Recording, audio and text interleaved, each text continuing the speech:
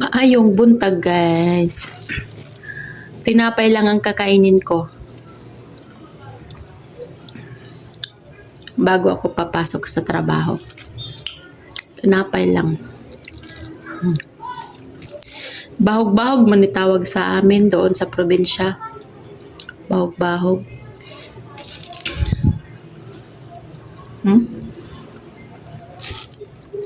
Bahog-bahog yan. Dati, 5 piso lang na tinapay. Hirap na hirap pa kami makakabili. Kaya, pag bumili yung mama ko ng tinapay, pag galing siya sa lungsod, bumibili siya nito. Tapos, hati-hatiin yan na. Hati-hatiin yan ng 3 piraso. Isang ganito, hati-hatiin ng 3 piraso kasi para mabigyan din yung mga pinsan ko.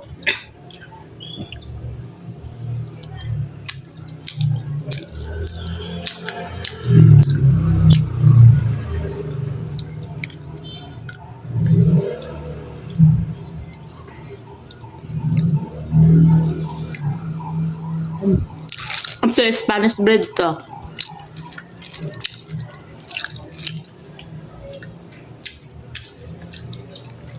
Wala kasing ulam. Kaya pinapay na lang muna kainin ko. Bahog-bahog.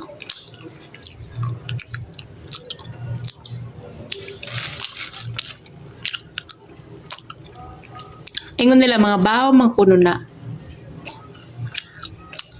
Kaya daw bahog-bahog ang tawag kayo.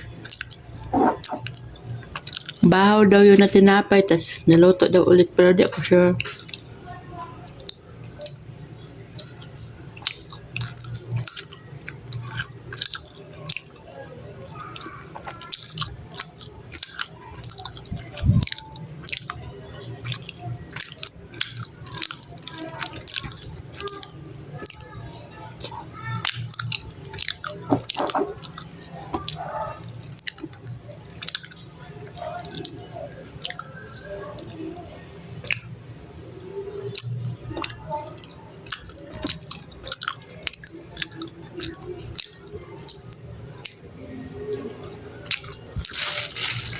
Masarap din to eh.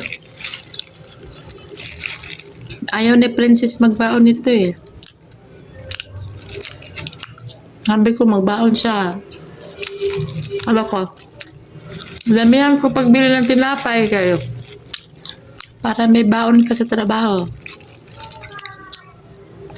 Pag out niya galing sa trabaho, may makain-kain siya. Habang nag-aantay ng shuttle.